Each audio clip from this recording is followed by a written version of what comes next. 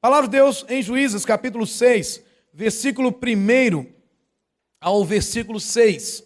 A Bíblia nos diz exatamente assim: de novo, os israelitas fizeram o que o Senhor reprova, e durante 7 anos, ele, o Senhor, os entregou na mão, ou nas mãos dos midianitas. Os midianitas dominaram Israel. Por isso, os israelitas fizeram para si esconderijos nas montanhas, nas cavernas e nas fortalezas. Sempre que os israelitas faziam as suas plantações, os midianitas, os amalequitas e outros povos da região a leste deles as invadiam. Acampavam na terra e destruíam as plantações ao longo de todo o caminho até Gaza, e não deixavam nada vivo em Israel, nem ovelhas, nem gado, nem jumentos. Eles subiam, trazendo seus animais e suas tendas, e vinham como enxames de gafanhotos. Era impossível contar os homens e os seus camelos. Eles invadiam a terra para devastá-la. Por causa de Midian, Israel empobreceu tanto que os israelitas clamaram por socorro ao Senhor. Amém? Agora vá comigo lá no capítulo 8. Passe 2 folhas da Bíblia, você vai chegar ao capítulo 8. E eu quero pedir a você que durante todo o tempo da mensagem, você, por favor, não feche a sua Bíblia. Amém? Então lá no versículo 28, a Bíblia diz, versículo 28. Assim, Midian, lembra do inimigo lá do capítulo 6? Foi subjugado pelos israelitas e não tornou a erguer a cabeça. Durante a vida de Gideão, a terra desfrutou paz 40 anos. Você pode repetir o versículo 28?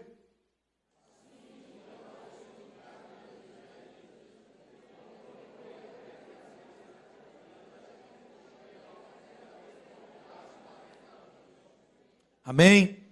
Pai, essa é a tua palavra. Como é bom voltar a este púlpito, ó Deus, num dia de domingo, para pregar a tua palavra. Agora, Deus, abra as comportas dos céus, revele-nos a tua verdade e nos ensine, Senhor, a partir da tua palavra, a sermos homens e mulheres vitoriosos no Senhor, para a glória de Jesus Cristo. Aleluia. Toma o teu assento, deixe sua Bíblia aberta. Como vencer neste mundo? Quando lemos o texto bíblico, fala do povo de Israel. O povo de Israel não era qualquer povo, assim como você não é qualquer pessoa. Você, como um salvo em Cristo Jesus, é alguém que tem o seu nome registrado no livro da vida. Você, como um salvo em Cristo Jesus, é alguém que é amado pelo Pai. É alguém que é protegido e cuidado pelo Pai. Você não é qualquer um. Diga para a pessoa que está do lado, bate no teu peito e diga para ela, eu não sou qualquer um. Amém? Então fala para a pessoa, quando você se referir a mim, por favor, diga meu nome, porque eu não sou qualquer um. Amém? E o meu nome é Filho de Deus. Aleluia. Amém? Então, o povo de Israel não era qualquer povo. Não era qualquer pessoa. Deus havia escolhido Abraão e o separado para fazer da descendência de Abraão um povo forte, um povo abençoado. Mas acontece que o povo de Israel era um povo extremamente desobediente. Quando era muito abençoado, eles se desviavam de Deus. Você conhece alguém assim? Não olhe, não olhe, não olhe. Quando uma pessoa é muito abençoada, ela vai para longe de Deus, ao invés de ir para perto de Deus, para ser grata, para ser agradecida. Israel era assim. As coisas estavam difíceis, eles procuravam Deus. Deus os abençoava, eles se afastavam de Deus. Só que a rebeldia deles foi tanta que Deus deixou que o inimigo prevalecesse sobre eles. E durante 7 anos, um povo começou a massacrar o povo de Israel. E quando nós lemos o relato no capítulo 6, eu quero que você volte os seus olhos para a Bíblia, você vai perceber que eles dominavam o povo de Israel. O povo de Israel teve que fazer caverna, se esconder em caverna, teve que fugir, teve que se esconder e viver pelos cantos, para que o inimigo não acabasse de vez com a vida deles. E o texto nos diz que Todas as vezes que o povo de Israel plantava, estava tão feliz com a plantação, de repente o inimigo aparecia com uma grande multidão e saía arrancando tudo que eles haviam plantado. E faziam isso por prazer. Muitas vezes levavam as colheitas para se enriquecerem. É como se você trabalhasse dia e noite a sua terra, como alguns irmãos aqui que plantam, e de repente chegasse alguém lá, tomasse tudo que você plantou e pisasse na tua plantação, sabe? E batesse em você, batesse nos seus filhos. Era assim que o povo de Midian fazia com o povo de Israel. E quando eles vinham, a Bíblia diz que eles não deixavam nada vivo. Por prazer e por maldade, eles matavam os animais, que era o sustento do povo de Israel. Por prazer e por maldade, eles matavam o gado, matavam as ovelhas. Lá no versículo 4 está escrito isso. Não deixava nem jumento vivo. E quando eles apareciam diante de Israel, era como se fosse um enxame de gafanhoto. Não sei se você já teve experiência de ver um ataque de gafanhoto, mas aquela plantação verdinha só fica o galinho. Quando fica. E a gente começa a ver a ação do inimigo prevalecendo contra a vida do povo de Israel. E a Bíblia diz lá no versículo 6, que por causa de Midian, Israel empobreceu tanto que os israelitas clamaram por socorro ao Senhor. Talvez você esteja vivendo um tempo de tanta dificuldade, onde o inimigo está prevalecendo, e você está aqui para levantar já um clamor ao Senhor. Você já está aqui para pedir ao Senhor socorro. Talvez você já até se conformou à sua luta, se conformou à tua dificuldade. Então eu quero te dizer uma coisa em nome de Jesus. Se você está de um lado ou de outro, você veio ao lugar certo. Meu querido, minha querida, este mundo é um mundo tenebroso. Este mundo é um mundo de muita luta, de muita dificuldade. Se alguém te enganou contando para você que esse mundo é bom, que esse mundo é maravilhoso, eu quero desfazer isso nesta noite. Este mundo não é bom, este mundo não é maravilhoso, este mundo não é de facilidades, este mundo é de dificuldades. Aliás, só para você ter uma ideia, quando lá em Apocalipse narra a queda de Satanás, coloca Satanás caindo sobre a terra, para dar a entender, para eu e você compreendermos, que se ele fazia, presta atenção, olhe para mim, tem alguns ainda se desviando, presta atenção, se ele ainda causava estragos no céu, porque é isso que Apocalipse narra, quando o diabo causava estrago no céu, Deus o pôs para fora. Agora imagine o diabo causando estrago na terra. Um grande homem de Deus chamado C.S. Lewis, ele disse certa vez que esse mundo é um território ocupado pelo inimigo. Este mundo é um território ocupado pelo inimigo. E ele está usando pessoas para tornar esse mundo ainda mais terrível. O número de assassinatos tem se multiplicado, o número de adultérios, o número de divórcios, o número de crianças sendo assassinadas, crianças sendo sacrificadas em rituais macabros tem crescido a cada dia. Porque às vezes a gente pensa assim, olha, o diabo está trabalhando, a gente pensa que ele é uma nuvem, que ele é uma fumaça. Não, ele usa pessoas. O diabo é um cavaleiro que monta no cavalo, que está ali e taca a espora e manda o cavalo para onde ele quer. O diabo age assim. Agia assim na minha vida, agia assim na sua vida, e age assim na vida de alguns ainda. Então, quando eu olho para a palavra de Deus em Efésios 2, diz que, segundo o curso deste mundo, segundo o príncipe da potestade do ar, leia-se diabo, leia-se Satanás, do espírito que agora atua nos filhos da desobediência. Ou seja, aqueles que ainda não obedecem ao Senhor, o espírito chamado Satanás, diabo, príncipe da potestade do ar, ele está atuando. E eu não estou falando aqui de uma pessoa que pensa o seguinte, olha, eu estou na igreja, então o diabo não atua em mim. Não, não entra por esse caminho não, por favor. A desobediência, ela é em qualquer nível. Eu posso ser membro de uma igreja e ser desobediente. Eu posso ser batizado e ser desobediente. Eu posso ser religioso e ser desobediente. Eu posso estar no púlpito pregando e ser um desobediente. E os filhos da desobediência têm sobre eles a ação de Satanás. Queira essa pessoa ou não, esta é a verdade bíblica. E era esse o estado do povo de Israel, a atuação do príncipe da potestade do ar. Mas o povo clamou. E talvez eu e você estamos enfrentando batalhas com tanta maldade nesse mundo. E a gente clama. E Deus responde. Amém? Deus diz em sua palavra: clama a mim e eu te responderei. Amém? Então não há clamor sem resposta, a não ser clamor de pessoas que desprezam a Deus. E quem despreza a Deus não clama por Ele. Amém ou não amém? Olhe para a sua Bíblia. No versículo 11, a Bíblia diz que o anjo do Senhor, e é uma ministração para dizer o próprio Senhor, ele veio e sentou-se sobre a grande árvore, quer dizer, debaixo da sombra dessa árvore, que está em Ofra, que pertencia ao abisrita chamado Joás. E Gideão, filho de Joás, estava malhando o trigo num tanque de prensar uvas, para escondê-lo dos midianitas. Então o anjo do Senhor apareceu a Gideão e lhe disse: o Senhor está com você, poderoso guerreiro. Como é que o anjo falou?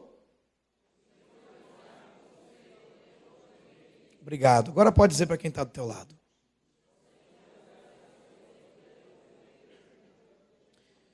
Meu querido, quando eu olho para a palavra de Deus e vejo Gideão, ele se destaca do povo de Israel. O que é que tinha de diferente em Gideão? Enquanto todo o povo estava escondido, enquanto todo o povo estava chorando pelo que tinha perdido, pelo que os midianitas causaram, e você leu isso comigo até o versículo 6, Gideão estava trabalhando. Ele tinha que malhar o trigo. E malhar trigo é uma coisa que se faz à exposição, ao público, para que o vento ajude a levar a palha embora do trigo. Porém, se Gideão faz isso publicamente, ele seria roubado do seu trigo. Gideão tinha que sustentar a sua família. Gideão tinha que dar um jeito e vencer aquilo que o inimigo estava fazendo. Gideão não era um homem frouxo, Gideão era um homem corajoso. Mesmo correndo risco, Gideão estava malhando o trigo no lagar. Lagar é lugar de prensar uva. É um grande tanque. E Gideão estava ali dentro, tentando não fazer barulho, tentando não fazer escândalo para não ser visto pelo povo midianita. E ele malhava o trigo ali. Porque ele tinha que cuidar da sua casa, tinha que cuidar da sua família. O que é que a gente precisa aprender? Como é que eu venço nesse mundo? Como é que eu vou vencer nesse mundo? Como é que você vai vencer nesse mundo? Primeiro, você vai vencer não se conformando a este mundo. Amém? Você pode repetir isso? Como é que você vence esse mundo? É isso que vemos em Gideão. Toda a nação de Israel já tinha se conformado a apanhar do inimigo e a viver de acordo com o critério do inimigo. Gideão não. Gideão é chamado pelo anjo de poderoso guerreiro, de homem valente, de varão valoroso. É assim que Gideão é tratado pelo anjo do Senhor. Se um anjo viesse hoje sobre tua vida, do que é que ele te chamaria? Chorão? Medroso? Porque você está diante de um problema e não quer lutar? Porque o mundo está te engolindo e você, ao invés de lutar contra o mundo, ao invés de fazer aquilo que Deus manda você fazer, você está se conformando a esse mundo? Como é que o anjo chamaria? Como é que o anjo chamaria você, querido?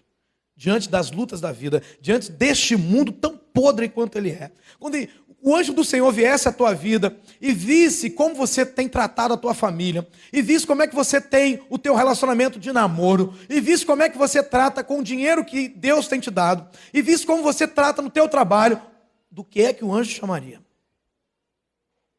E visse como é que você lida com as lutas da vida, como é que o anjo chamaria? Gideão,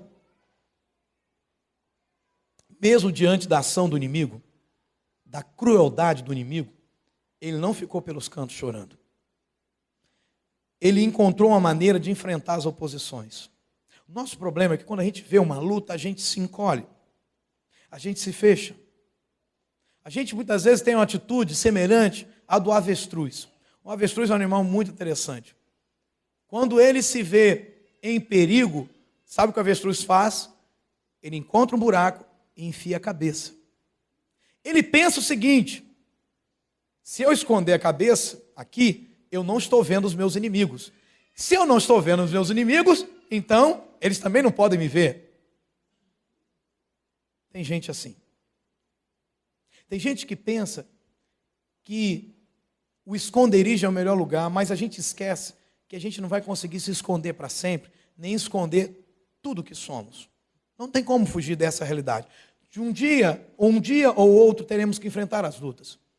Mas não vamos vencer se nos conformarmos a como o mundo enfrenta as lutas. É interessante que Gideão arrumou uma maneira de seguir em frente. Mesmo diante de tantas lutas, diante de tantos desafios, Gideão encontrou um meio de continuar lutando. Amém? Amém? A palavra de Deus diz para nós em Romanos 12:2: não vos conformeis com este século, com este mundo, mas transformai-vos pela renovação da vossa mente, para que experimenteis qual seja a boa, agradável e perfeita vontade de Deus. Querido, você nunca vai ser um vitorioso se você vive como esse mundo vive. Se você pratica o que o mundo pratica. Se você lida com a sua esposa como os maridos do mundo lidam com as suas esposas. Se você lida com seus filhos como os pais do mundo lidam com seus filhos. Se diante de uma dificuldade, mulher, ao invés de você buscar o Senhor e na dependência dele, encontrar um caminho para vencer as lutas, você fizer como as mulheres desse mundo fazem: eu quero separação. Chega de casamento. Olha, você não vai vencer nesse mundo se você lutar como este mundo luta. Você não vai vencer nesse mundo também se comportar como este mundo se comporta. Se você é filho de Deus, Deus deu na sua palavra um padrão de como você vai viver, de como eu vou viver na vontade dele. Amém ou não amém? Nós vemos em Cristo essa realidade. Mesmo com Satanás atacando Jesus o tempo todo, mesmo com Satanás o tempo todo rodeando Jesus, em Lucas está escrito que Satanás tenta Jesus e fica sempre voltando nas ocasiões oportunas. Mesmo isso acontecendo, Jesus continuou espalhando a bondade de Deus. Jesus continuou pregando o evangelho. Jesus poderia dizer como eu e você, afinal de contas ele também foi homem como eu e você. Poderia dizer: é muito difícil, esse mundo é muito difícil, a tentação é demais, eu estou sendo perseguido pelo diabo, dá vontade de jogar tudo para cima. Jesus não fez isso. Ele continuou espalhando a bondade de Deus, o amor de Deus. Mesmo sendo perseguido, Jesus não parou o seu ministério. Igreja do Senhor, em pouco tempo, mais perseguições virão sobre nós, pelo que nós estamos intentando fazer, e o faremos pelo poder do nome de Jesus. E para onde você vai? Quero dizer uma coisa: você não pare o ministério que Deus te deu. Não pare aquilo que Deus te colocou. Não pare a tua busca pelo Senhor. Continue nas perseguições, porque o nosso Jesus continuou. Amém? Nosso Jesus continuou, mesmo sendo perseguido, mesmo sendo maltratado. Não pare diante das lutas. Eu não posso parar o meu ministério por causa de perseguição. Você não pode parar o ministério que Deus te deu por causa de perseguição. Você não pode parar o projeto que Deus te deu por causa de luta. Você planta, de repente alguma coisa acontece, uma praga entra e destrói. Não pare. Continue, encontre um caminho, encontre uma solução. Faça como Gideão, não se conforme a este mundo. Como é que eu venço o mundo? Como é que eu venço neste mundo? Olha para a sua Bíblia, versículo 25 do capítulo 6. A Bíblia diz: naquela mesma noite, o Senhor disse a Gideão. Deixa a sua Bíblia aberta, abençoado. Juízes 6, versículo 25. Naquela mesma noite, o Senhor disse a Gideão, lhe disse: separe o segundo novilho do rebanho do seu pai, aquele de 7 anos de idade. Despedace o altar de Baal, que pertence ao seu pai. Corte o poste sagrado de Azerá, que está ao lado do altar. Depois faça um altar para o Senhor, o Deus verdadeiro, o seu Deus. No topo desta elevação, ofereça o segundo novilho em holocausto, com a madeira do poste sagrado que você irá cortar. Assim Gideão chamou 10 dos seus servos e fez como o Senhor lhe ordenara. Mas com medo da sua família e dos homens da cidade, fez tudo de noite e não durante o dia. Como é que eu venço nesse mundo? Primeiro, eu não me conformo a este mundo. Amém? É assim que nós vamos vencer. Segundo, tendo comigo a coragem para obedecer a Deus. Tendo comigo a coragem para obedecer a Deus. Quero te falar uma coisa, meu amado, nessa noite. Obedecer a Deus é questão de coragem. Gente medrosa não obedece a Deus. Por quê? Porque as coisas que Deus nos pede, ou melhor, Deus não pede, Deus manda. Amém? Você concorda comigo? Manda quem pode, Deus pode. E obedece quem tem juízo. Você tem juízo? Então, quando Deus manda algo, muitas vezes Deus manda algo difícil demais aos nossos olhos, surpreendente. Por exemplo, Deus chega até Abraão e diz: sai da tua terra e da tua parentela e vai para uma terra que eu ainda te mostrarei. Isso é fácil? Não, não é fácil. Deus chega para Mateus ou Levi, um homem que estava lá cobrando impostos, ganhando dinheiro, ficando rico às custas do povo, e diz para ele assim: segue-me, deixe tudo. Deus chega para Pedro que está pescando e diz para Pedro assim: ó, deixa a rede e vem atrás de mim, porque eu vou fazer de você pescador de homens. Isso é fácil? Deus chega para Paulo, um homem cheio de conceito, diz: Paulo, ó, você agora vai ser meu vaso escolhido para fazer o que eu quero. Isso é fácil? Então muitas vezes Deus vai nos pedir coisas ou nos mandar fazermos coisas que são difíceis e a gente vai precisar ter coragem para obedecer a Deus. O pai de Gideão era um homem idólatra e adorava a um Deus com um D bem minúsculo chamado Baal. Baal era uma divindade podre, suja, que os povos cananeus adoravam. E o pai de Gideão estava tão distante de Deus que ele passa a adorar Baal. Faz um altar para uma outra deusa chamada Azerá. Que hoje nós temos essa deusa representada como divindade feminina.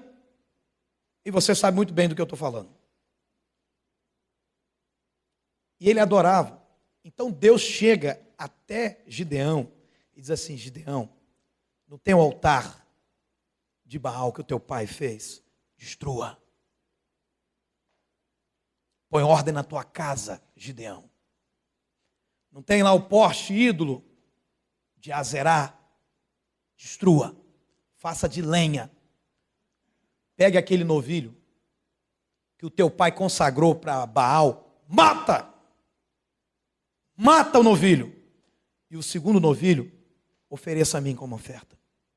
Então, querido, eu só vou conseguir vencer nesse mundo se eu tiver a coragem para obedecer a Deus. Em um mundo como esse, obedecer a Deus tem sido a coisa mais negligenciada.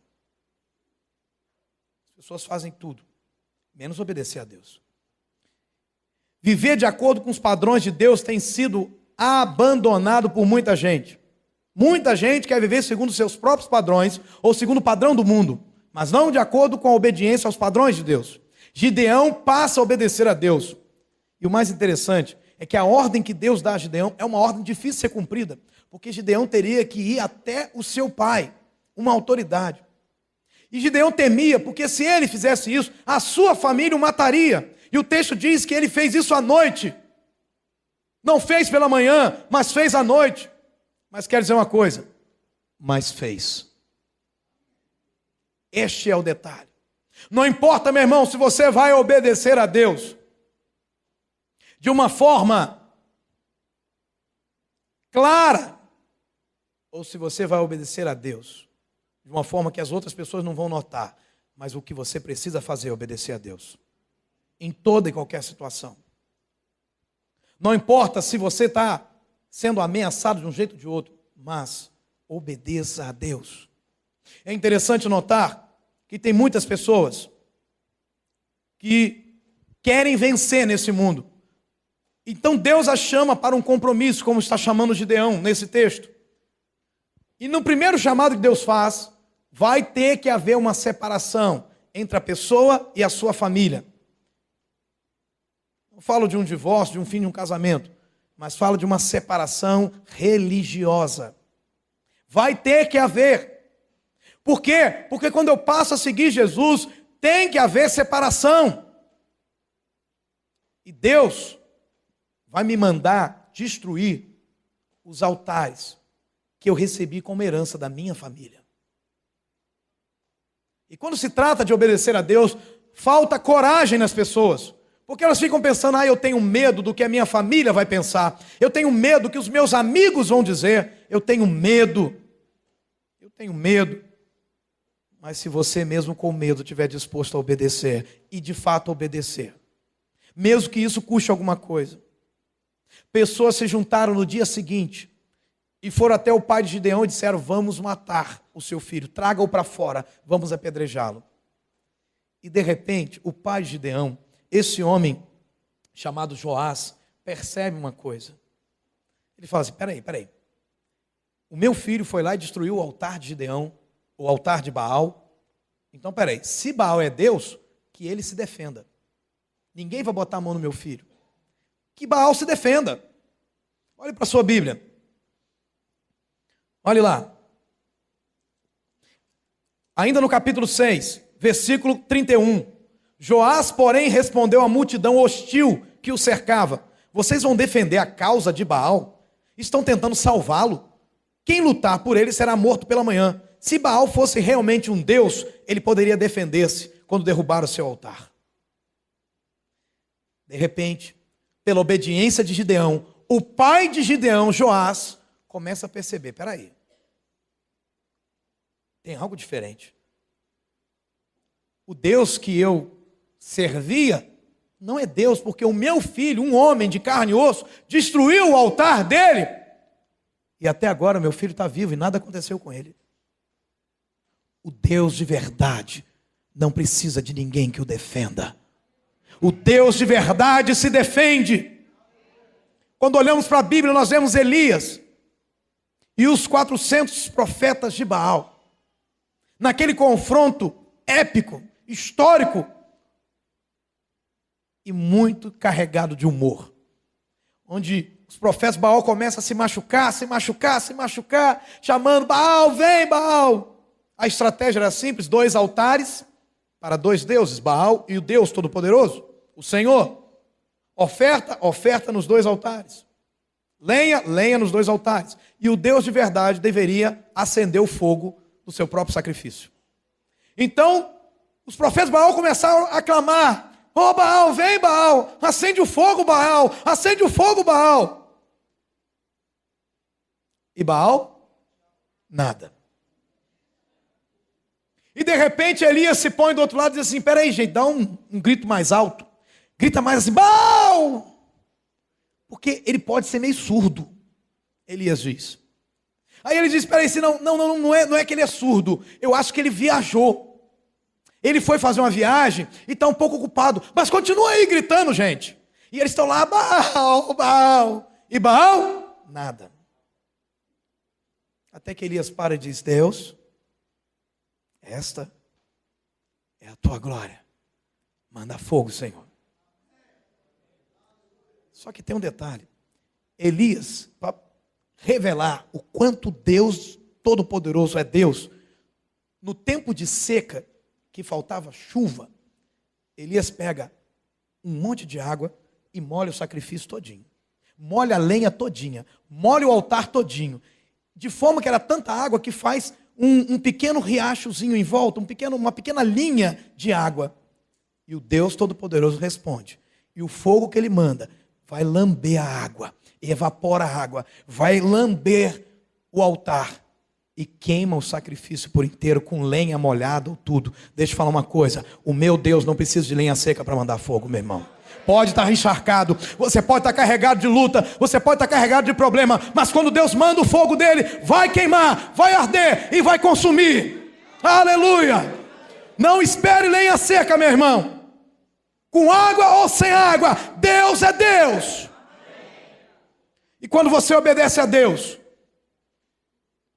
A tua família que ainda não obedece a Deus, vai olhar para a tua vida e vai começar a comparar. Espera aí, ele está obedecendo, e o Deus que ele obedece responde a oração dele. O Deus que ele obedece faz coisas grandes. E esse boneco de barro que eu tenho em casa não está fazendo nada até agora. Eles virão, Senhor. Aqui nessa igreja tem uma pessoa que reconheceu isso. Aqui tem um filho que se converteu, uma mãe que viu a conversão do filho e falou: eu quero o Deus dele. Eu quero o Deus dele, porque o Deus dele é de verdade. Com chuva, com água, ele manda fogo. E nem água pode deter o fogo de Deus. Aleluia. Como é que eu venço nesse mundo, meu irmão? Obedecendo. E o que é obedecer a Deus? É ter fé. Coragem para obedecer a Deus é fé. Coragem para obedecer a Deus é ter fé. Porque quem tem fé, meu irmão, enfrenta as situações. A Bíblia nos fala lá em Hebreus sobre a vida de Moisés e diz que pela fé Moisés, quando já era homem feito, recusou ser chamado de filho da filha de Faraó, preferindo ser maltratado junto com o povo de Deus a usufruir prazeres transitórios do pecado. Pela fé, Moisés abriu mão do direito, porque ele era filho adotivo da filha de Faraó. Ele abriu mão desse direito, abriu mão do que o mundo estava oferecendo para ele, para ficar com aquilo que Deus estava oferecendo para ele. Ele preferiu ser maltratado a usufruir de prazeres. E você, meu irmão? Quando a coisa aperta para o teu lado, você prefere os prazeres que são transitórios e que vêm do pecado, que dura pouco tempo, porque aquilo que é transitório é pouco tempo, ou você prefere ser maltratado, mas ainda assim continuar obedecendo a Deus? De que lado você fica? De que lado você fica quando a coisa aperta? Gideão escolheu o lado de Deus. Entre a família de Gideão, entre o pai de Gideão, uma autoridade, Gideão ficou com Deus e não com o pai dele. E por ele ter obedecido a Deus, o pai dele reconheceu que o Deus que o pai dele servia não era de verdade. Ele disse: se Baal fosse Deus, ele mesmo se defenderia. Ele não deixaria o altar dele ser quebrado. Como pode um homem pequenino e frágil destrói o altar, destrói a imagem e o Deus não se defende? Esse Deus não é Deus, isso é boneco de barro. Isso não é Deus. Quando eu olho para a vida de Gideão, quando eu olho para a vida de Moisés, eu vejo homens obedientes que pagaram um preço por obedecer a Deus, e porque fizeram isso, foram vitoriosos. Muitas vezes, meu irmão, você se queixa de que você não tem vitória, mas você é um desobediente. Como é que você vai vencer? Você prefere livrar o teu corpo de uma marca de perseguição? Você prefere livrar a tua alma de uma marca de perseguição? A sofrer por obedecer? Como é que você vai vencer desse jeito? Decida nessa noite a ter coragem para obedecer a Deus. Porque mesmo sofrendo, obedecendo a Deus, o Deus a quem você obedece se manifestará na tua vida. Gideão decidiu obedecer a Deus. Eu quero dizer uma coisa para você: ninguém matou Gideão. Você sabia disso? A família de Gideão não o matou. Os moradores da cidade não o mataram. Então muitas vezes nós usamos desculpas dizendo: ai, vão acabar comigo se eu fizer isso, vão me botar para fora de casa, ainda que seja. Mas se você está obedecendo a Deus, há recompensa para a tua obediência. Aleluia. Gideão precisou enfrentar o pecado dentro da sua própria casa para ficar do lado de Deus, para ser um vitorioso. Gideão precisou enfrentar o pecado da sua própria família a obedecer a Deus. Deixa eu te falar uma coisa nessa noite: para você obedecer a Deus, você vai ter que enfrentar o pecado dentro da sua própria casa. Tem muita gente que quer se converter e acha o seguinte: ele quer morar na igreja, porque quando volta para casa é um inferno, é uma luta, é uma dificuldade. Então ele fala assim: eu prefiro ficar na igreja, porque quando eu volto para casa, eu saio da graça. Não, meu irmão. Deus te quer santo na tua casa. Deus te quer obediente na tua casa. Amém ou não amém? Aqui é um quartel-general, aqui é treinamento. Então Gideão ganha a oposição da sua própria família a obedecer a Deus. Já parou para pensar nisso? Eu conheço pessoas, por obedecerem a Deus, pais não falam com eles. São desprezados por tios, mas eles continuam obedecendo a Deus. Porque há recompensa para quem obedece a Deus. Jesus obedeceu a Deus. Foi acusado injustamente por pessoas que diziam que obedeciam a Deus. Você sabia disso? Os maiores responsáveis pela prisão de Jesus não foi o povão, como se pensa. Não foram os ímpios, como se pensa. Não, foram os religiosos. Foram os fariseus. Foram eles que mandaram Jesus para a prisão e para a cruz. Foram eles que provocaram o povo para mandar Jesus ser crucificado. Meu querido, muitas vezes você pensa que por você se converter, você vai ter oposição lá fora. Não, muitas vezes a oposição vai ser dentro de casa. E muitas vezes a oposição vai deitar com você na cama. A oposição está dentro. Jesus disse isso em Mateus, no capítulo 10. Ele disse que os inimigos do homem serão os da sua própria casa. É dentro de casa. Gideão teve que enfrentar a oposição dentro da sua própria casa. João Batista, quando obedeceu a Deus, ele teve a sua cabeça cortada por um homem que o admirava. Você sabia disso?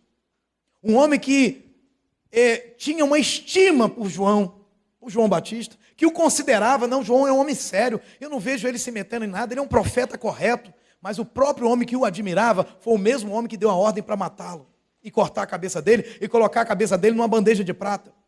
Mas deixa eu te falar uma coisa, aquele que é nascido de Deus, vence o mundo.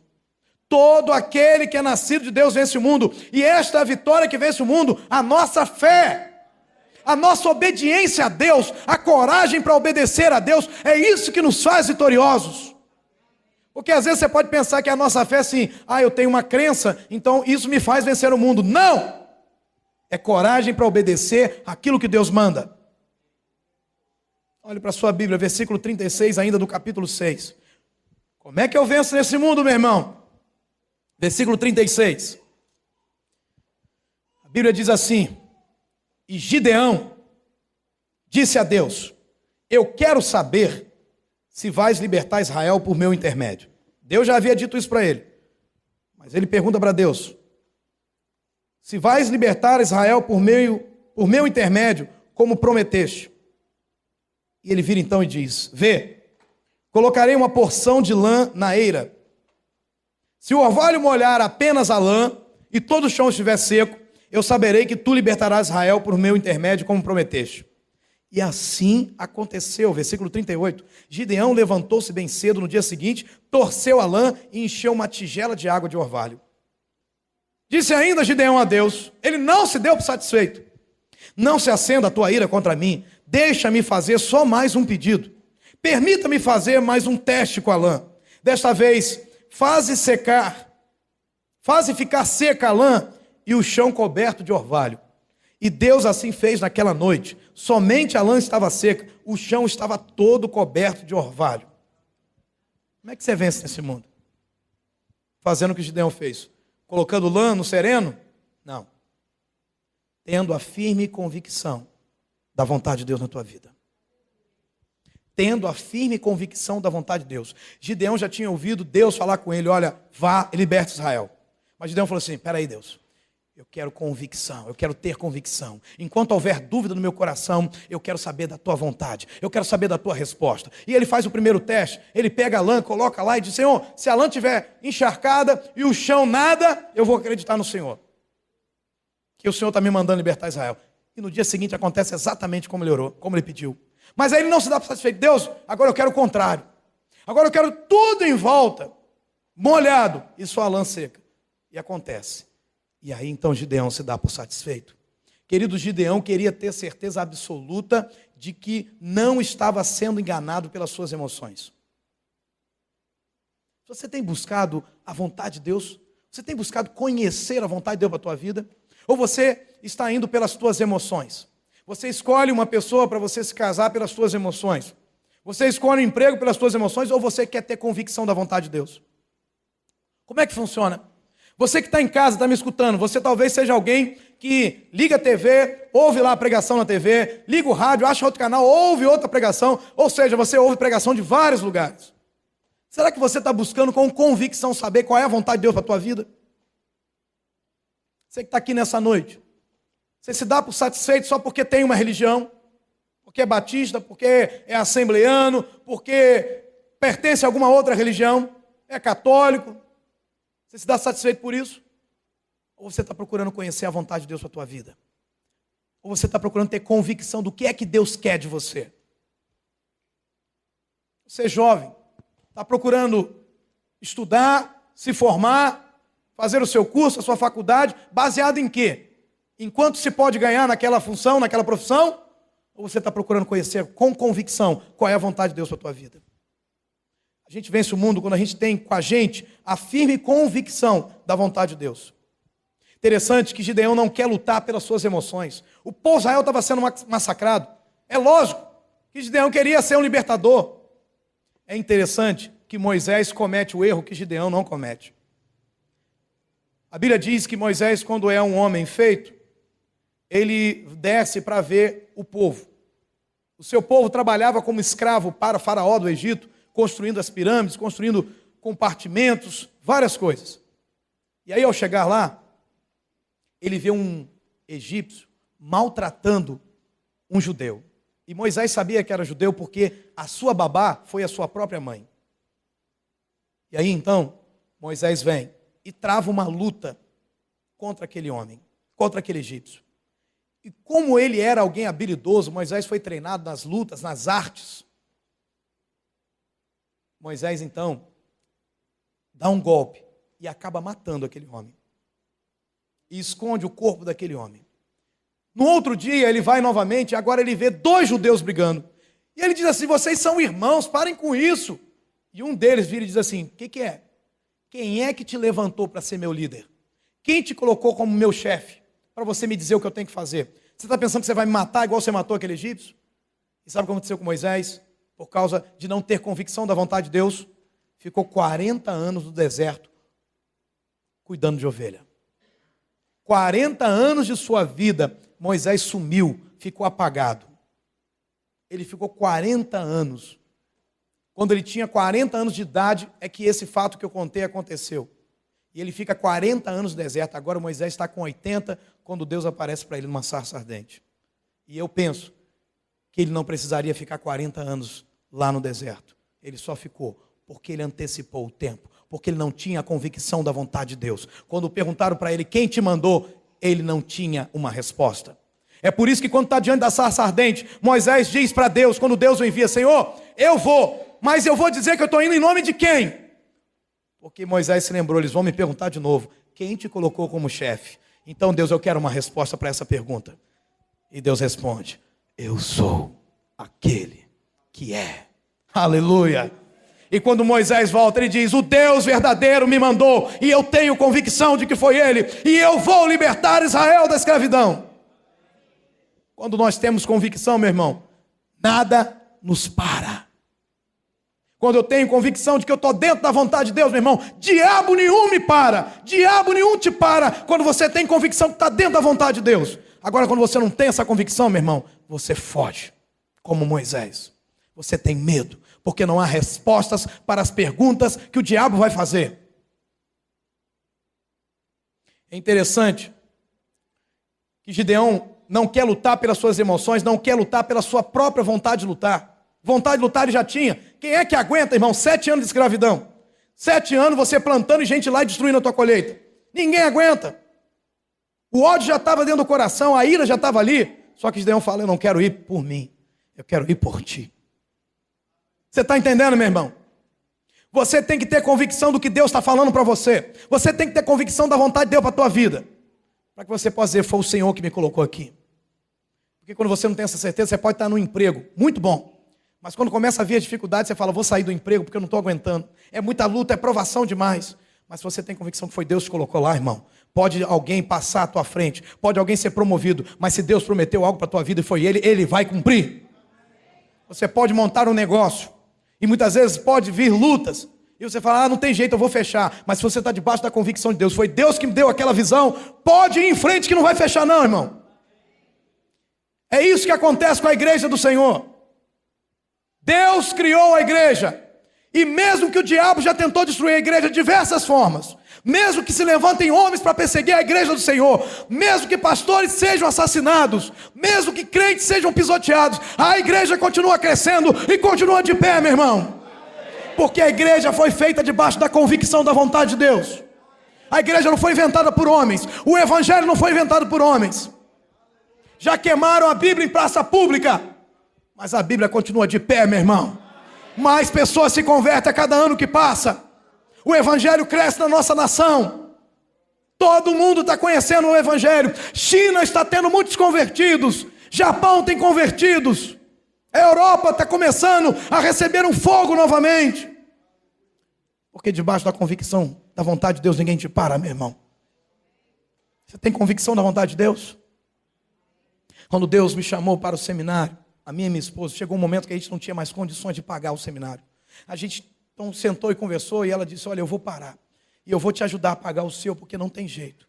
Eu falei, não, eu não acredito. Eu tenho convicção de que Deus nos chamou e Deus vai fazer alguma coisa. E Ele fez, irmão. Eu estou aqui hoje e ela também, para a glória de Deus. Deus nos formou, Deus nos capacitou. Porque debaixo da convicção da vontade de Deus, ninguém te para, meu irmão. É interessante que ele coloca Deus à prova, ele diz, Deus, eu só quero saber. Eu quero ter convicção. E Deus não reclama por isso. Você percebe Deus só reclamando? Gideão, por que você está fazendo isso, Gideão? Não, Deus não reclama, porque Deus sabia que um homem com convicção, um homem convicto da vontade de Deus, é um homem indestrutível. Um homem convicto da vontade de Deus é um homem indestrutível, meu irmão. Pode vir lutas, perseguições, a família pode se levantar, o patrão pode se levantar, mas ele continua de pé. Ele sabe quem o chamou, ele sabe para onde vai. Quando eu olho para a palavra de Deus, eu vejo em Colossenses 4:12, o apóstolo Paulo falando da oração que ele fazia. Eu oro para que vocês se conservem perfeitos e plenamente convictos em toda a vontade de Deus. Irmão, eu quero orar para você como igreja ter convicção da vontade de Deus para a tua vida. Eu não quero que você fique aqui por emoção. Eu não quero que você fique aqui porque você gostou do ambiente. Você tem que ter convicção de que você é um salvo, de que você é um chamado por Deus, de que você é um homem de Deus, uma mulher de Deus. Convicção. Assim como eu tenho convicção de que Deus me trouxe para esse lugar. Convicção, plena convicção da vontade de Deus. Você precisa ter isso. Quando nós olhamos para o apóstolo Paulo, nós vemos nele a convicção da vontade do seu chamado, de Deus para o seu chamado. E mesmo olhando para ele, nenhuma tribulação, nenhuma dificuldade pode pará-lo.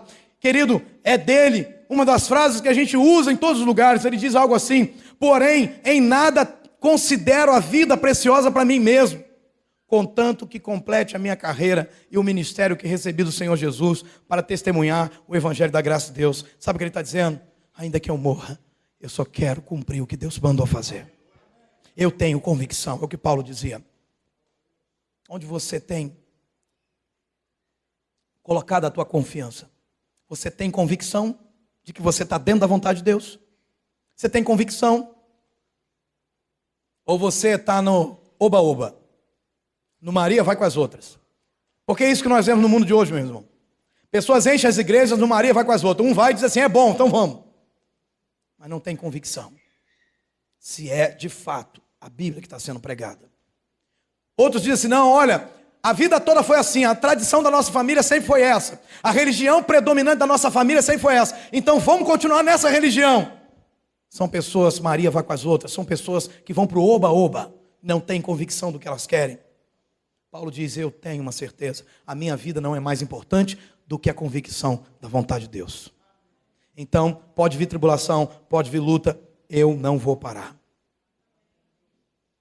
Qual é a vontade de Deus que está clara na Bíblia para a tua vida, meu irmão? Esta é a vontade de Deus, a vossa santificação, que vos abstenhais da prostituição. Isso aqui é vontade de Deus. Deus não quer sexo antes do casamento. Deus não quer sexo, sabe, fora do casamento. Deus não quer homem olhando indecentemente para outras mulheres. Deus não quer mulheres olhando indecentemente para outros homens. Deus quer santidade. Nós cantamos nessa noite, nosso Deus é santo. Ele quer a nossa santificação. Então Então essa é uma vontade de Deus que está clara, você não precisa perguntar, será? Eu queria que Deus me desse uma luz, eu queria que Deus viesse e mandasse um anjo para me dizer se é pecado eu fazer sexo com meu namorado. Essa é uma pergunta que você não precisa fazer, porque Deus já respondeu. Amém ou não amém? Quando nós entendemos a vontade de Deus, o que Ele está falando, fica mais fácil a gente vencer os obstáculos. Jesus nos diz algo muito interessante, usando a vida do apóstolo João. Ora, o mundo passa, bem como a sua concupiscência. Aquele, porém, que faz a vontade de Deus, permanece eternamente. Meu irmão, a tua permanência eterna depende de você fazer a vontade de Deus. Porque se você é uma pessoa que não faz a vontade de Deus, você vai só durar enquanto a tua vida durar nessa terra. Porque depois daqui é inferno. Agora, se você é alguém que faz a vontade de Deus com convicção, olha, pode ter certeza que a luta do mundo vai passar. Que, sabe, o prazer do mundo vai passar, meu irmão. As orgias desse mundo mal vão passar. As dificuldades desse mundo mal vão passar. Mas se você é alguém que está fazendo a vontade de Deus, tu permanece, meu irmão. Agora continua aí no teu jogo de prazer. Continua usufruindo das orgias desse mundo. Você que está em casa, continua sem compromisso com Deus. Porque o mundo vai passar e você também vai passar. Você que está aqui nessa noite, continua recusando o compromisso de ter convicção da vontade de Deus. Continua brincando com o mundo, continua para você ver. Porque o mundo vai passar e você vai passar juntinho com ele. A tua maior tristeza vai ser ver a tua família na glória e você no inferno. Entra nessa, meu irmão, que você não vai ter sofrimento. Entra nessa que o inferno é aqui. O inferno não é aqui não, meu irmão. Aqui é doce demais para ser o inferno que Jesus descreve na Bíblia. Aqui é suave demais para ser o inferno que é descrito na Bíblia. Continua no caminho da perdição. Porque você vai passar juntinho com a perdição.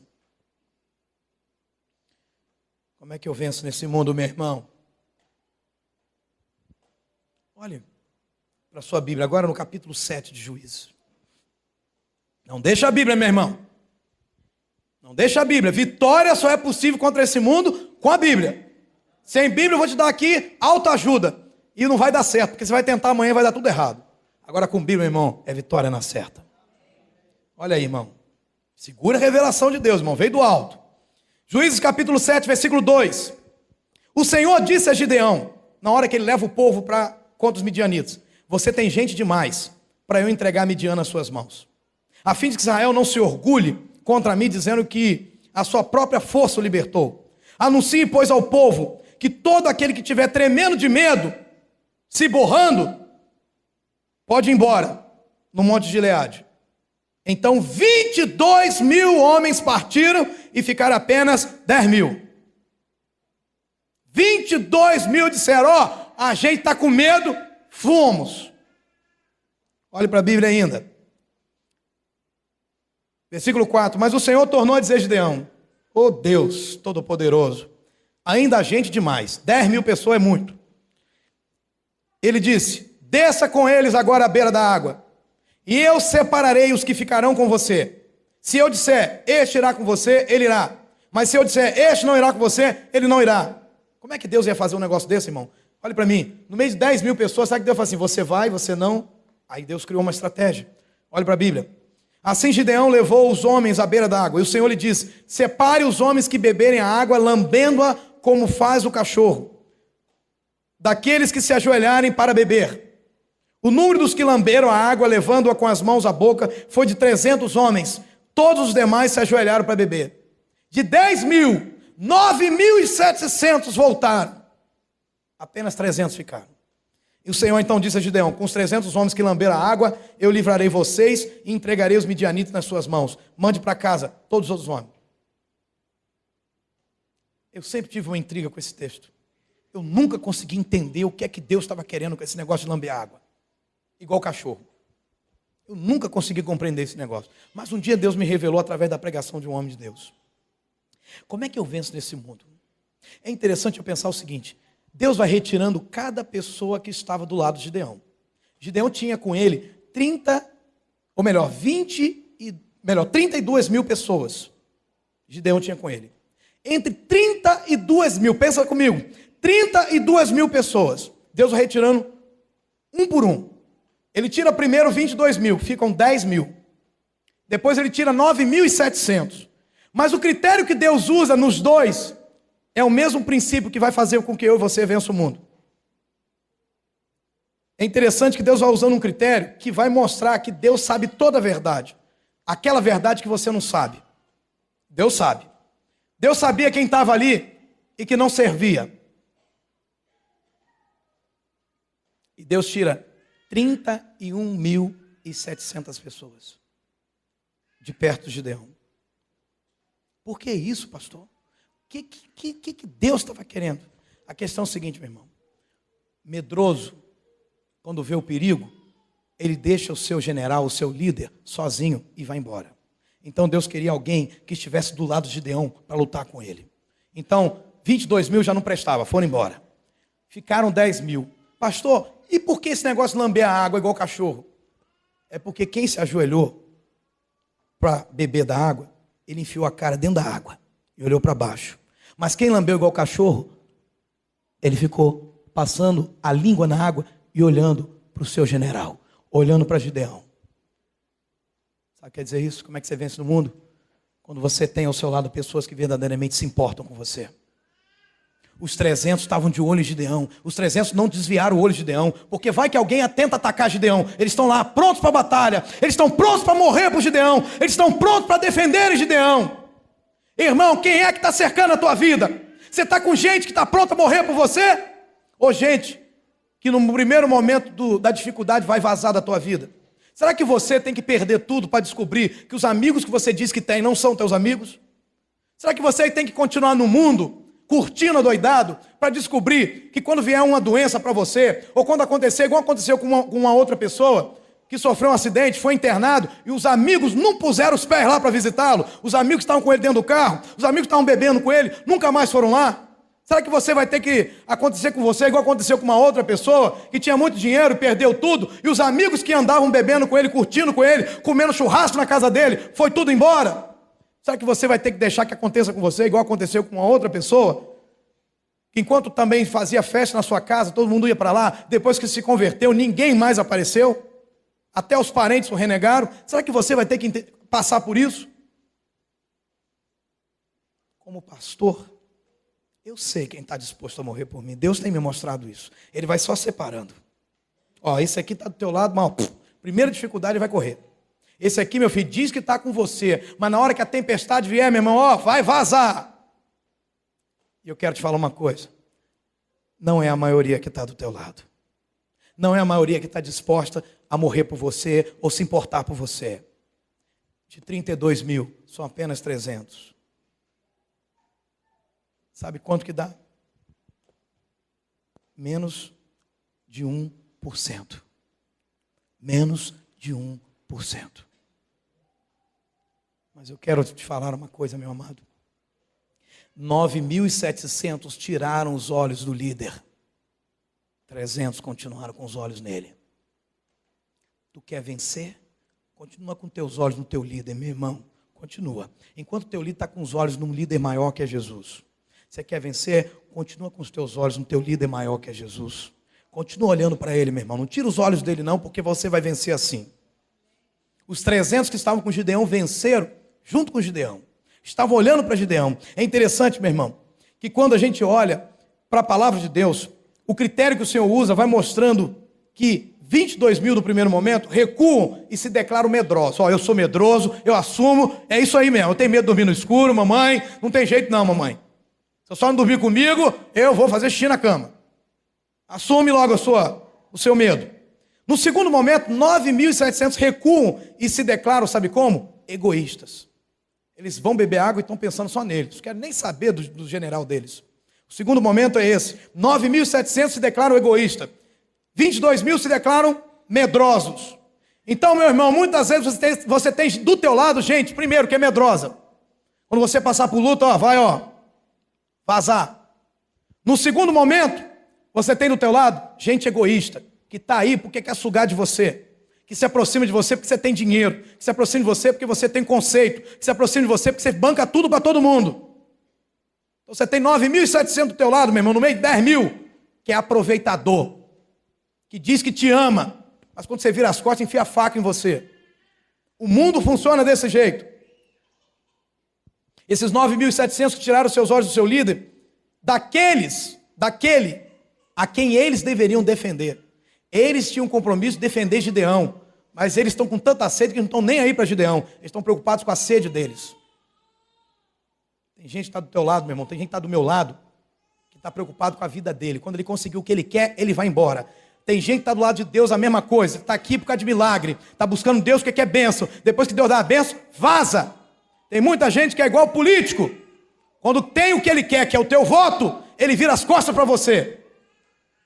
Está chegando a época da eleição. Ih, meu irmão. Aí me procura, já tem gente procurando e vai continuar procurando. Tem gente procurando e vai continuar procurando, porque ele quer algo que é importante. Tem 4 anos, tem 5 anos que eu estou nessa igreja. Ninguém pôs os pés aqui. Agora quer graça para o meu lado? Eu tenho que cuidar dos meus filhos que estão aqui dentro. Não é gente que vem lá de fora ficar se engraçando aqui, não. Então 300 homens se importaram mais com Gideão do que com as suas próprias vidas. Eles estavam com sede, mas já pensou isso? Eles vão lá beber água, tem hora que eles conseguem colocar a língua na água, né? A pessoa acena, vou fazer um negócio aqui para ter que botar mais água, senão vou fazer imundícia aqui. Vamos lá. Não é vergonha não, irmão. Eles estão lá. Cadê a água? Eles não estão tirando o olho. Tem hora, irmãos, que eles erram a água, o riacho, e não bebe água e continua com sede. Por quê? Mais importante para eles era a vida de Gideão. Você precisa ter gente do teu lado, meu irmão, que diga para você, mais importante, meu irmão, do que o que você tem, é a tua vida. E eu quero dizer, onde você vai achar essas pessoas, é dentro da casa de Deus, meu irmão. É no reino de Deus. É gente que olha para você, eu não quero saber quanto tu ganha, eu não quero saber qual é a tua função, eu quero saber que você é uma vida amada por Deus, e eu tenho que cuidar de você, e o teu irmão que está do teu lado tem que cuidar de você, meu irmão. É igual gente que vai no meio de velório, né? Morre alguém e vai para o velório, assim, não, tem que fazer uma campanha da boa vizinhança, né? Mas não tem nenhum amor pela família que está ali de luto, nenhum amor pela pessoa que morreu. Está ali para fazer campanha da boa vizinhança, dizer que se importa. Não é isso que nós fazemos como igreja, irmãos. Não é isso que nós fazemos como igreja, irmãos. Nós estendemos as mãos até para aqueles que são contra nós. Essa semana mesmo aconteceu um fato assim. Gente que fala mal da gente, mas a igreja prestou assistência. A igreja socorreu. Quero te mostrar uma coisa, meu irmão. Sozinho você não vai muito longe, não. Melhor é serem 2 do que 1. Melhor é serem 2 do que 1. Quero que você veja esse vídeo rapidinho. Coloca pra gente. Você entendeu o que acontece, meu irmão? O bichão grande, você pode ver ele como diabão. Mas quando nós somos igreja, olha o que acontece. E só essa aí tá bom. Formiguinha tá bom. Olha só. Olha o diabão. Olha a igreja, irmão. Olha só, irmão, como é que a igreja vence, irmão. Olha aí. Pronto, irmão. Amém, irmão. Amém, irmão. Ô, glória. É assim que a gente vence como igreja, irmão. O diabo vem pegar um, é fácil. Agora manda ele engolir 300, irmão. Puxar um é fácil. Agora puxa 300 para ver, irmão. Onde estão os 300, irmãos? Onde estão os 300, irmão? Onde estão os 300, irmão? Se a pessoa está do teu lado, precisa de você. Será que você está disposto a falar, irmão, ó, meu tempo, minha vida é menos importante do que a tua vida? Isso é discipulado. Isto é o que essa igreja tem feito, cuidar de outras vidas. Abre mão de tempo, abre mão de estar com a esposa, abre mão de estar com a família, para cuidar de um outro, dizendo, não, você é mais importante. Você está perto do seu discípulo aí, quem estiver perto do discípulo fala assim, ó, você é mais importante. Ô, glória! Ah, irmão, se você sair do nosso meio, meu irmão, o diabão vai te engolir, meu irmão. Ele suga com força, meu irmão. Agora, se você estiver agarradinho com seus irmãos, ele vai morrer entalado, meu irmão. Amém ou não amém? Você está andando sozinho ainda, irmão? Você está nessa igreja andando sozinho ainda, meu irmão? Não faz isso não, meu irmão. Chega para perto, diga para a pessoa que está do lado, chega para perto, meu irmão. Chega para perto. Amém? Chega para perto, irmão. Estende a mão para ele aí. Segura na mão dele. Assim, ó, é junto que a gente vence. Amém? Fala para ele, ó, se o bichão começar a sugar você, eu vou segurar, irmão, vai entupir o nariz dele. E depois que a gente entupir o nariz dele, que ele virar de perna para cima, a gente chuta a cara dele também, irmão. Amém ou não amém? Faz tempo que eu não falo isso, né, irmão? Chutar a cara do cão agora. Amém? Só não posso chutar muito forte não, que vai me dar uma rasteira aqui também, né? Querido, no mundo as coisas funcionam assim. As pessoas desprezam, mas na igreja não. A igreja é lugar de gente junta, meu irmão. Amém ou não amém? Pessoal que está em casa é muito abençoado pelo programa, mas nada substitui estar aqui, meu irmão. É aqui que o calor acontece. Amém? Quando Jesus está lá com os seus discípulos, o que acontece com ele, irmão? Tinha muita gente dizendo, Senhor, eu morro por você. Eu vou contigo porque deve é. Jesus tinha mais de 100 discípulos, pelo menos 70 ele tinha. Pelo menos 82, 70 mais os 12. Na hora, meu irmão, que a coisa aperta, vai todo mundo embora. O mundo funciona desse jeito. Só que a Bíblia nos diz uma coisa: há amigo mais chegado que o irmão. Posso dizer para você com toda tranquilidade, meu irmão, sem querer ofender minha família, mas vocês são minha família. E eu tenho pessoas aqui, irmão, que se tivessem nascido na minha casa, não seriam tão chegadas a mim como são. Amigos mais chegados que irmão. Sabe que você tem alguém ali na tua vida desse jeito? Porque é só assim que você vence o mundo, irmão. Se você não tem na tua vida pessoas que estão dispostas a morrer por você, meu irmão, se importam de verdade com você, o mundo vai te engolir, meu irmão. E eu conheço pessoas que não conseguem fazer amizade, não querem ter amigos e vivem isolados. Vão morrer. Jabão vai, ó. Ainda vai fazer assim, ó. Ainda vai palitar os dentes ainda. Nós precisamos, irmãos, da nossa geração de pessoas como Ruth. Ruth vira para sua sogra, Noemi, ela diz assim, vai embora, Ruth. A sogra diz para ela, vai embora, minha filha. Vê se me erra. Vê se me erra, Ruth. Volta para a tua terra. O que Ruth diz? Não. Ruth respondeu, não me proíba de ir com a senhora. Nem me peça para abandoná-la. Onde a senhora for, eu irei. Onde morar, eu também morarei. O seu povo será o meu povo e o seu Deus será o meu Deus. Nós precisamos de gente assim, ó, igual a Ruth, gente de verdade do nosso lado, meu irmão. Para de ficar gastando o teu tempo com gente que só quer sugar de você, com gente que está nem aí para a tua vida. Começa a investir nos teus irmãos. Para de forçar e ter amizade com gente que não tem nenhum temor de Deus, meu irmão. Tem amizade com aqueles que são servos do Deus Altíssimo. Amém ou não amém? Amém ou não amém?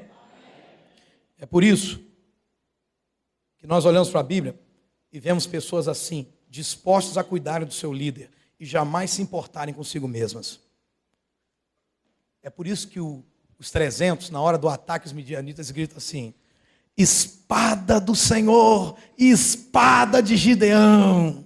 Olha lá o que a Bíblia diz. Assim tocaram as 3 companhias as trombetas e despedaçaram os cântaros e seguravam na mão esquerda as tochas e na mão direita as trombetas que tocavam e exclamaram, espada pelo Senhor, espada por Gideão, aleluia, espada por Jesus e espada pelo meu discipulador,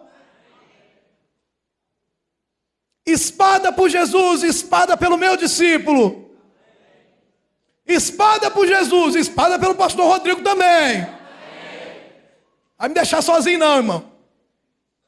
Tu está entendendo, irmão? Espada por Jesus, espada pela minha família. É isso que nós precisamos aprender, irmãos. Como é que eu venço nesse mundo, meu irmão? Olhe para a sua Bíblia, volte ao capítulo 6. E eu encerro aqui.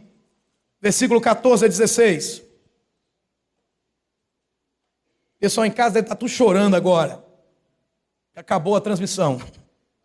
Não? Então continua aí, irmão. Versículo 14 do capítulo 6. O Senhor se voltou para ele, para Gideão, e disse, com a força que você tem, vá libertar Israel das mãos de Midian.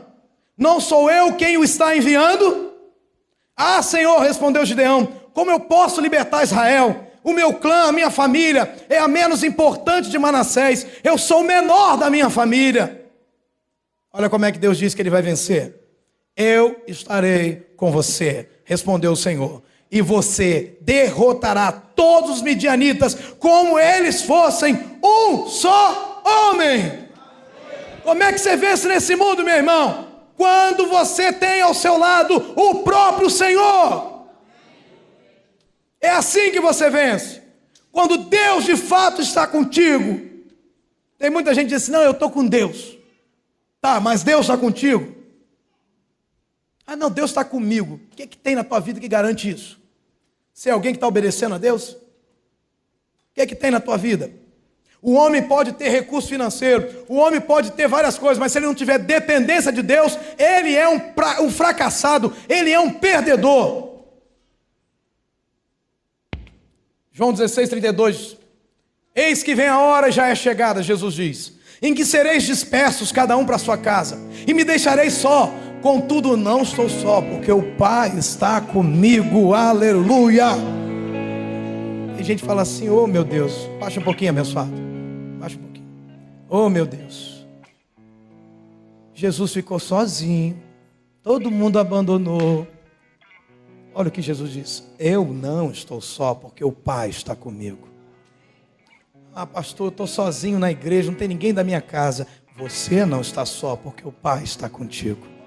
Ah, pastor, minha luta está tão difícil. Pastor, está tão difícil. Pastor, eu estou sozinho. Não, você não está sozinho, o Pai está contigo.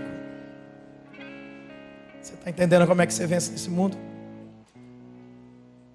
Você pode estufar o teu peito quando Deus está contigo e dizer como salmista no Salmo 27, o Senhor é a minha luz e a minha salvação, de quem eu terei medo? De quem eu terei medo? O Senhor é a fortaleza da minha vida, a quem temerei?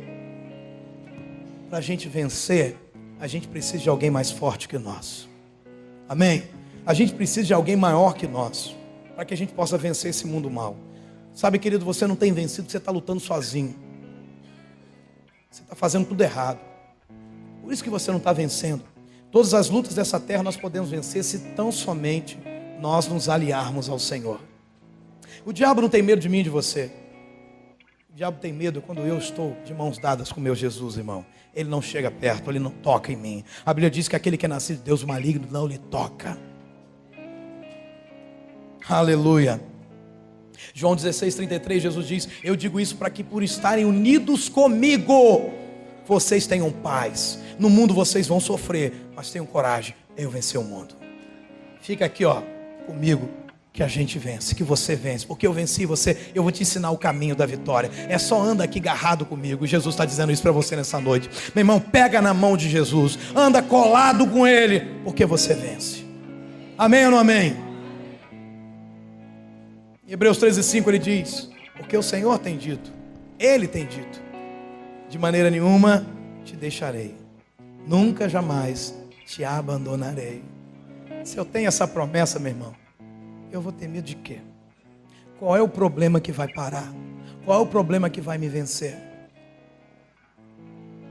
Você tem do teu lado o Senhor lutando com você? Você tem? Você tem? O seu socorro vem do Senhor. É Deus quem envia o socorro, amém? Ele é o Deus forte.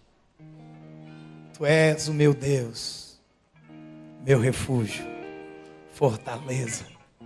Se você tem Ele do teu lado, meu irmão, não tem derrota na tua vida que permaneça. Pode sofrer, mas você vence. Diga isso para quem está do teu lado, você pode até sofrer, mas se você está ligado a Jesus, você vence. Então aprenda uma coisa, para você vencer nesse mundo, se não tiver essas coisas da palavra de Deus que foi dita na vida de Gideão, você realmente não vai vencer.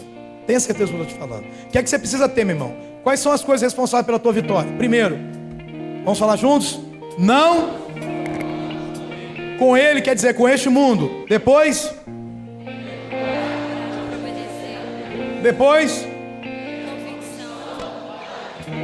então, junte-se a essas pessoas, meu irmão. E finalmente, aleluia. Agora fica de pé, irmão, esquece a filmagem. Vamos adorar Jesus. Você pode aplaudir o Senhor por essa palavra?